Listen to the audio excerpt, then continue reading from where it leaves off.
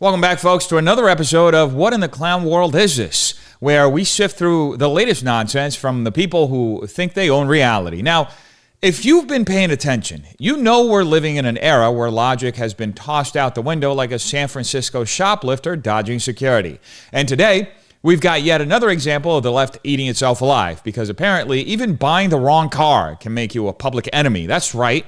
A doctor in Massachusetts is thinking about skipping town because the enlightened, tolerant crowd is harassing him for, wait for it, driving a Cybertruck. You'd think he ran over an entire pride parade, but nope. He just bought an electric vehicle from the wrong billionaire. That's the modern left for you, folks. Buy a Tesla, you're a hero. Buy a Tesla after Elon Musk stops simping for the left, you're basically a Klansman with a charging port. Let's roll the clips and watch the outrage Olympics in real time. Never imagined driving a Cybertruck. A Cybertruck will get you that much hate? Not hate as in driving a steel origami is not my cup of tea, but hate as in maybe it's time to call the police. Dr. DeRoche, I hope you kill yourself. Please do the world a favor. Wow. Have a horrible day. Dr. Jarouche says he got that message Wednesday and that it followed a series of escalating attacks that center around his ownership of the Tesla and the fact it's wrapped in gold. Jarouche says to match the logo of his Southborough practice, Sculpting MD. But that's not apparently what his detractors think. With the gold-wrapped Cybertruck, people think it's pure support for Musk and Trump. Jarouche says the Cybertruck has always garnered attention, but in a playful sense. They'll laugh at the truck, somebody give me thumbs up, somebody give me thumbs down. But last Friday, he says his wife found a sticker pasted to the back of the Tesla, calling the doctor a Nazi. That means there's somebody's watching me. They're watching where I park my truck. They're watching my kids. They're watching my family. I was really scared. And he says things have only gotten worse. Social media threats, canceled appointments, and lately, fake reviews posted to Google. I hope that will pass. I would love a civilized discussion. But if it doesn't pass, Jarouche says it might just push the family to move out of state. Wow. Now, you might wonder why the doctor doesn't just trade that Cybertruck in. Well, he tried to do that.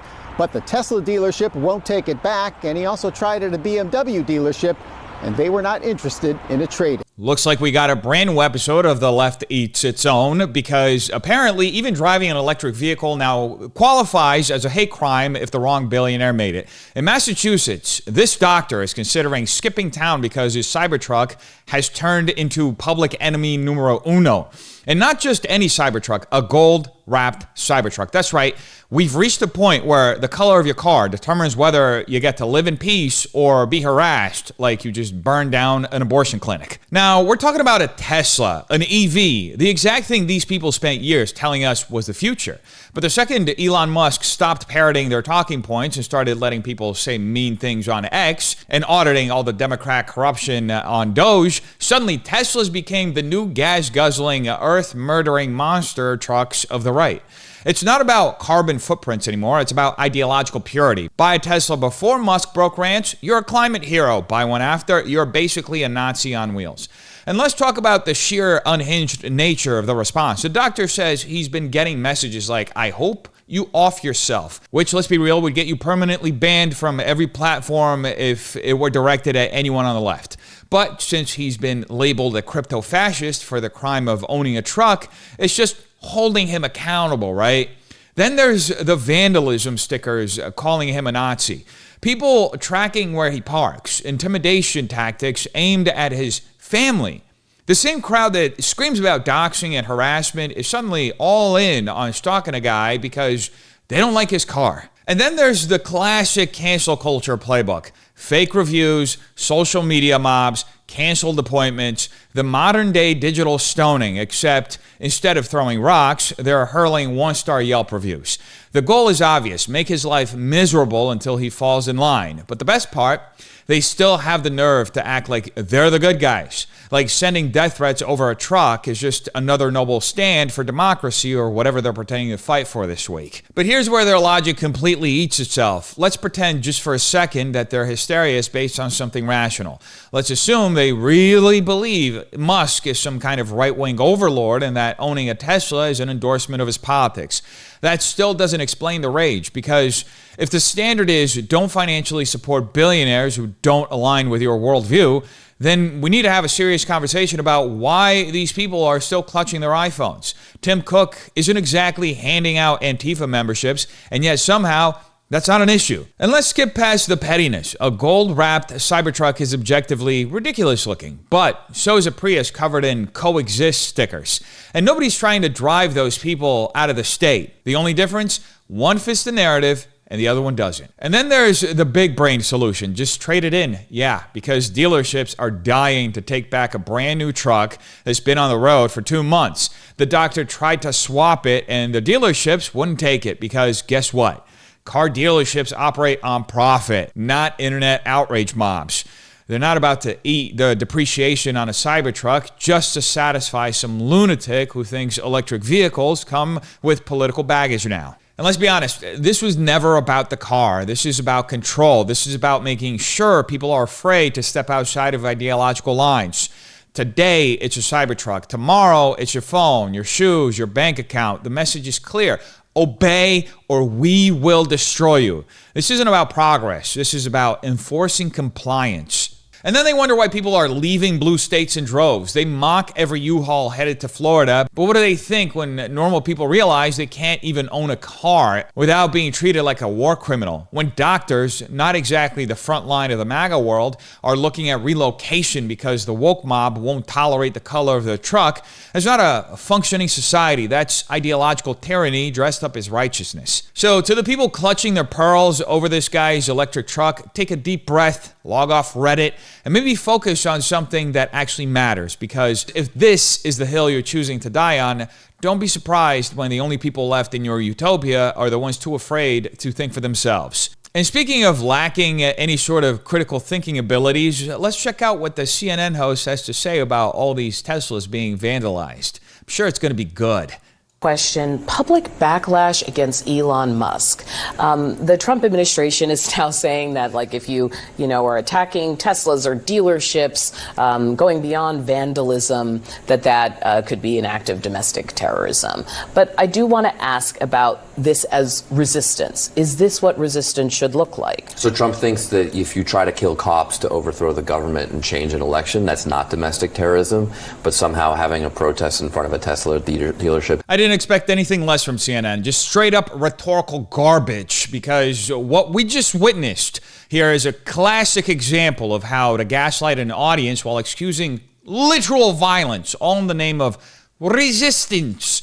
Now, let's acknowledge the absolute absurdity of this framing. A CNN host, a supposed journalist, is not only downplaying attacks on Tesla dealerships, but is outright floating the idea that violence against a company should be considered a legitimate form of resistance. And Representative Moulton, not exactly stepping in to shut that down.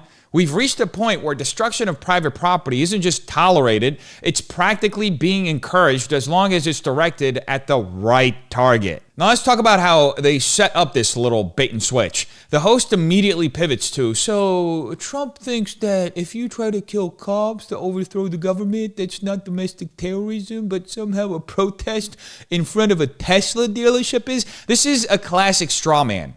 Misrepresenting an argument so it's easier to attack. Because here's the thing, no one is saying a protest outside a Tesla dealership is domestic terrorism. In fact, these protests have been happening for weeks, and the problem only arose when they started getting violent. The issue is, and I'm going to have to highlight this again, when these so-called protests escalate into violence, which, by the way, they conveniently don't define. See, when they say resistance, they want you to think of some romanticized civil rights movement style demonstration. But what they're actually referring to is escalating vandalism, property destruction, and outright attacks on Tesla dealerships. And this isn't hypothetical. We've already seen Tesla showrooms getting trashed in Germany by climate extremists. We've seen Teslas keyed in Seattle, tires slashed in New York, even some Teslas getting firebombed, and owners, as we just saw, getting harassed simply for buying a car from a billionaire who stopped obeying the left's every command.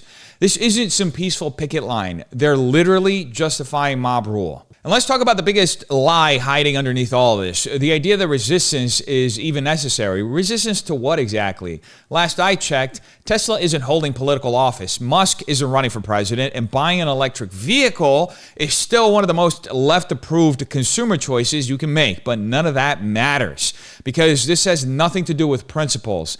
It's not about the environment, capitalism, or corporate accountability, or even Doge at this point.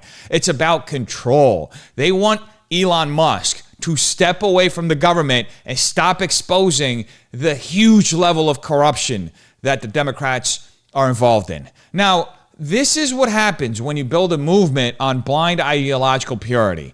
The second someone steps out of line, even slightly, they go from progressive hero to enemy of the state. Musk went from being their poster boy for green energy to public enemy #1 overnight, not because Tesla suddenly became ExxonMobil, but because Musk stopped being a reliable foot soldier for their narrative, because he started exposing all their corruption with Doge. And then suddenly, driving a Tesla was as bad as waving a Confederate flag at a pride parade. And let's not pretend this isn't the same playbook they've used before. These are the same people who told us for years that riots were just peaceful protests.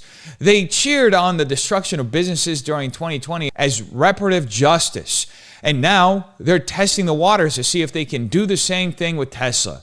It's the same logic. If we can't win with persuasion, we'll win with intimidation. The truth is, they don't actually care about violence. They only care about who the violence benefits. If it's directed at their political opponents, it's noble resistance. If it's aimed at them, it's the end of democracy. That's why they'll call you a domestic terrorist for questioning an election, but when their side loses, suddenly burning buildings down is just an expression of frustration. So let's be clear, when you frame destruction and intimidation as resistance, you're not fighting for democracy. You're just advocating for a different kind of tyranny. And if these people had any shred of consistency, they'd be condemning all political violence, not just the kind that's inconvenient for them. But of course, that's never going to happen because for them, principles were never the point, power-wise. And in another great show of the left trying to keep their own in line, Sonny Hostin had an absolute meltdown that Gavin Newsom had the audacity to not fall in line with Democrat talking points and to start talking to people on the other side of the aisle. See, Gavin started a podcast. He had a conversation with Charlie Kirk, had a conversation with Michael Savage. We covered both of those. But Sonny's breaking point was when Gavin dared to have a conversation with Steve Bannon. This is what she had to say. I think this is a poor strategy for Gavin Newsom. I actually did think that he was one of the leaders that would come out in terms of 2028. I remember watching his annual State of the Union address in California, and he criticized Republicans, and he promoted California as an antidote to the poisonous populism of the right. Now he has a Steve Bannon on the show who's saying, you know, you're going to get to populism. There's a long road. He gives zero pushback there. He gives zero pushback, as Sarah pointed out, to really what is a slur against Senator Warren, a sitting senator. He gives a platform and normalizes, in my view, an election denier and someone who is the person who is behind Project 2025. And I believe that, you know, if you are going to be a public servant, you better be unapologetically authentic because voters can sniff out inauthenticity in a second. And I thought that that was one of the most inauthentic things I have seen Gavin Newsom do. Wow. I'm terribly, so you don't believe in the let them hang themselves theory? No, I'm terribly disappointed. I think you meet energy with energy. And what he did was he showed his pretty white teeth and his cute face and did nothing other than that. And I think it's despicable. Oh, this is too good. The ladies on The View, the same people who spent years propping up Gavin Newsom as the future of the Democrat Party are suddenly turning on him because he dared to engage in an actual conversation instead of screeching like a lunatic. And their biggest gripe, that he wasn't mean enough. That he didn't match the energy of Steve Bannon, as if presidential politics is some kind of Real Housewives reunion. Now let's get something straight. The actual crime here, in their eyes, isn't that Newsom was inauthentic, it's that he wasn't sufficiently hostile. He dared to act like a serious politician instead of a Twitter reply guy, and that's apparently despicable. Sonny Hostin, who wouldn't know authenticity if it walked up and introduced itself to her, is suddenly an expert on what voters want. This is the same person who just spent months praising Newsom as one of the best communicators in the party, who just spent the better half of last year talking about how Kamala Harris was going to win and then racking her brain about how the American people could actually vote for Trump. But now, because Gavin spoke to Bannon like a human being instead of a cartoon villain, she's disappointed. And let's talk about this ridiculous claim that Newsom gave zero pushback. Oh, really? Did they actually watch the interview? Because I regret to actually have to defend Newsom here as one of the people who live in this state and seriously dislike his leadership. I have to unfortunately say that he did have a back and forth with Bannon. He just didn't do it in the way the View wanted him to do it. He actually engaged, responded, and debated instead of just throwing out pre-approved DNC talking points and calling it a day. But of course, in the leftist echo chamber, any conversation that isn't 100% demonization is platforming and normalizing. Because God forbid anyone actually debate the other side. Nope. The strategy they prefer is screaming fascist over and over again and hoping that counts as an argument. Then there's the absolute pettiness of it all. He showed his pretty white teeth and his cute face. Oh, so now we're just openly mocking him for being what? Too good looking, too polished. I hate them having to defend this dude, but imagine if someone on the right criticized a female politician by saying she was just a cute face with pretty white teeth. It would be the end of the world. But when the View does it to one of their own, that's just analysis. And the funniest part, Newsom is trying to be strategic here. He knows his party is in trouble. He knows they've lost the messaging war on basically everything, from crime to the economy to border security. So he's testing waters, trying to broaden his appeal beyond the leftist Twitter bubble. This guy wants to run for president. He's trying to save his career and reframe himself as a moderate. But instead of seeing that as a sign of intelligence, the Democrat base is about to eat him alive. Now, this is the problem with today's left. They demand total ideological purity. And the second someone deviates, even slightly, they turn on them. Newsom thought he could be the smart guy in the room, the Democrat who engages with the right while still holding onto his base. But he just learned the hard way that there is no room for nuance anymore. You either screech in unison with the mob or you become the enemy. So honestly, I could care less about Newsom, but let's be real here for a second. He's in a pretty tough spot. If he keeps playing it smart, he's going to lose his own base. If he goes back to the performative outrage routine, he's just another predictable Democrat who can't think for himself and can't win over moderates. Either way, the View has made it clear. They don't actually want leaders. They just want attack dogs. And honestly, I'm here for the Democrat Party just eating itself up and destroying itself before 2026 and 2028, because that means they will keep losing. The majority of the country is very moderate. That's why Joe Biden won the first time, and Kamala Harris was the first one to drop out. She's a radical, ran as a radical, and lost. Joe Biden ran slightly to the left and then moved to the center so he could win the election. That's how he did it in 2020. That's what Gavin Newsom is trying to do right now, but I don't think it's going to really work. And speaking of retards, here's Jasmine Crockett saying some dumb stuff, as always. In my opinion, if we're shut down, you can't be fired. And what does that mean? It does mean that people will not be paid, but it does mean that they will get their back pay. So hopefully we can stop some of the bleeding. We just saw that the Department of Education laid off 50% of their workforce. So I don't really understand why anybody would say, oh, we got to take the high road. Listen, he is decimating the federal government. And you're talking about whether or not we're going to keep the doors open. He literally is shutting down departments anyway. So Representative Jasmine Crockett just pulled off the rhetorical equivalent of slamming the gas while the car's in neutral. Loud, dramatic, but absolutely going nowhere. Now let's address her absolute brain-melting logic at play here. She says, if we're shut down, you can't be fired. What? That's like saying if you burn your house down, at least you don't have to worry about paying rent. Yes, during a shutdown, federal workers might not technically be fired, but they also won't be working, and more importantly, they won't be getting paid. And sure, they might get back pay eventually, but that doesn't help them pay their bills now. This isn't some clever labor-saving hack. It's economic vandalism masquerading as strategy. And what's the big crisis she's reacting to? The Department of Education laid off 50% of its workforce. First of all, that claim itself is misleading. What she's referring to is a round of cuts to contract workers, not permanent government employees.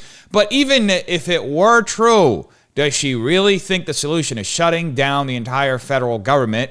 How does taking away even more paychecks stop financial hardship? Then there's her emotional appeal about decimating the federal government. Oh, the horror.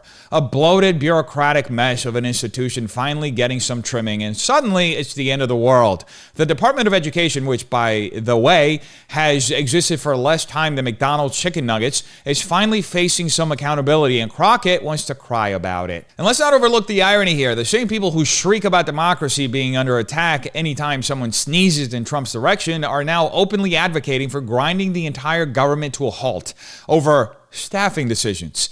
If you oppose layoffs, make a case for why those jobs are essential.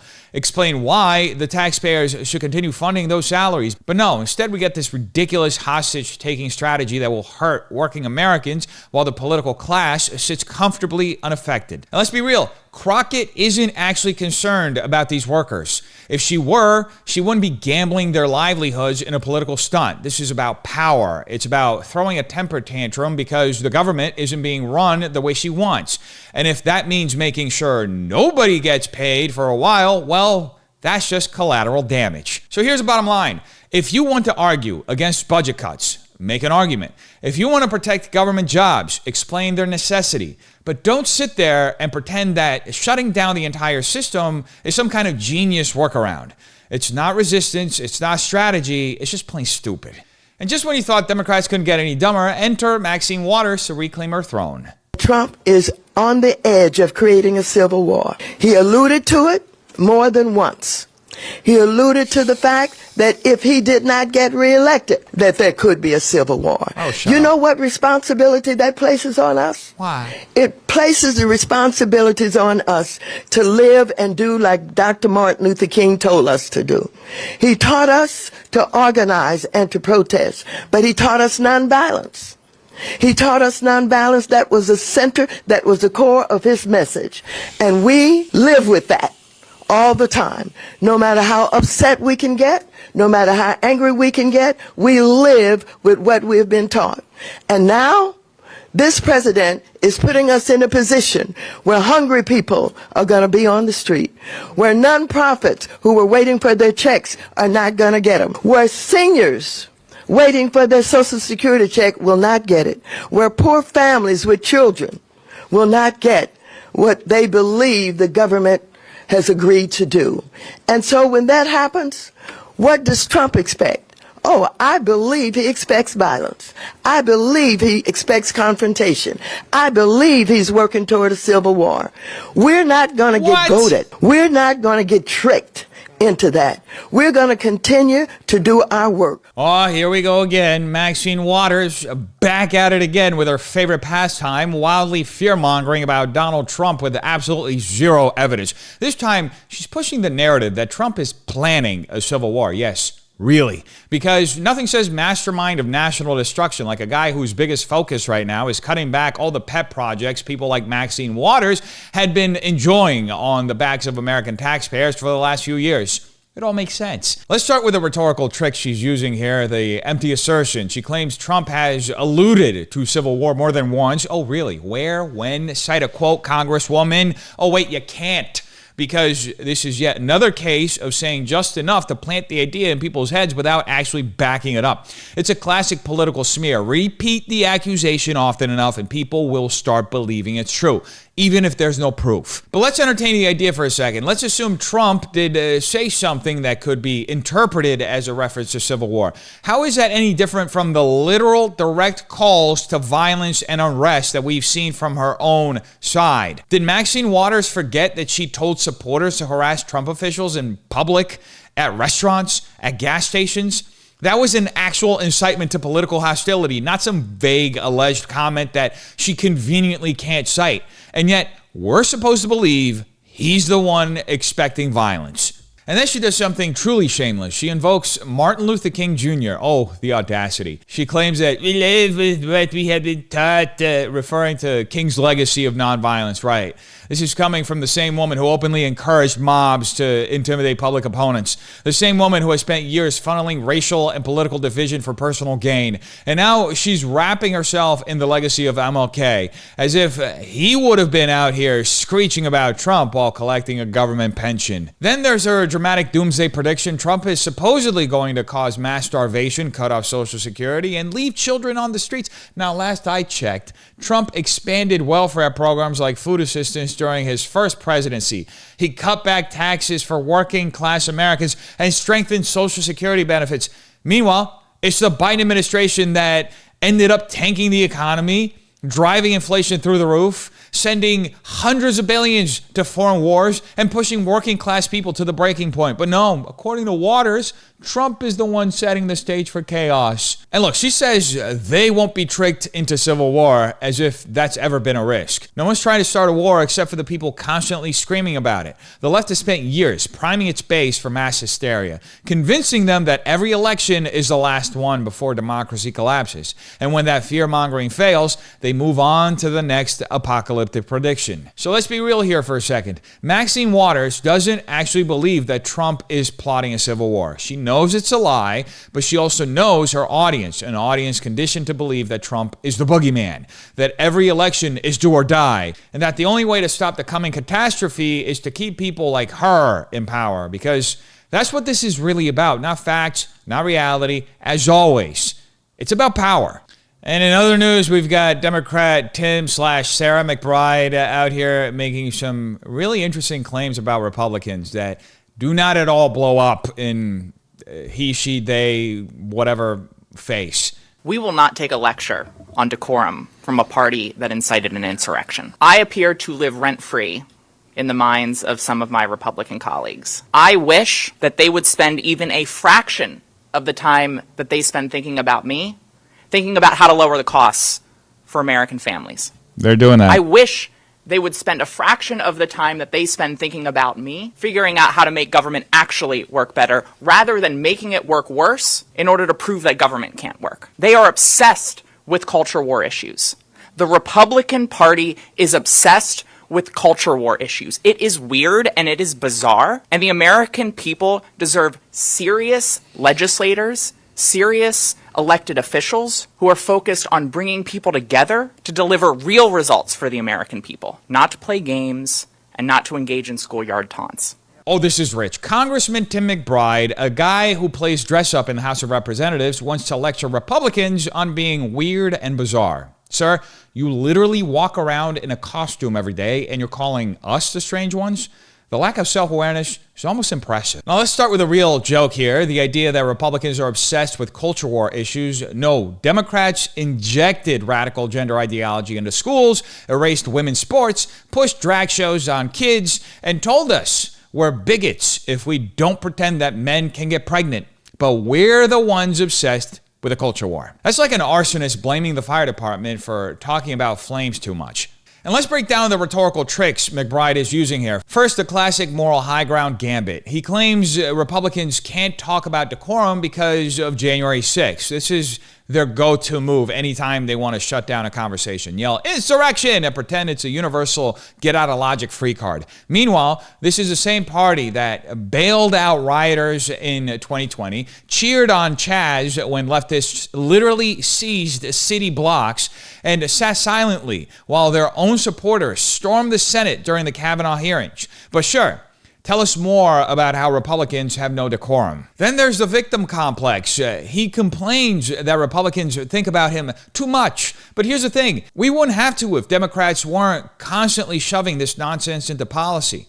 You want us to stop talking about it? Stop demanding we validate it. The second the left stops forcing radical gender ideology into schools, into sports, into law, and into every aspect of American life, trust me, no one will care what you wear. Then there's a hypocrisy. McBride whines about Republicans playing schoolyard taunts while simultaneously calling them weird and bizarre. Oh, I see. When he mocks the other side, it's just calling out extremism, but when Republicans push back, it's childish name-calling. Give me a break. This guy wants to be the queen of drag show and the self-appointed adult in the room at the same time. You got to pick a lane, dude. And finally, the biggest lie of them all, that Democrats are the ones focused on serious legislation while Republicans are just playing games. Really?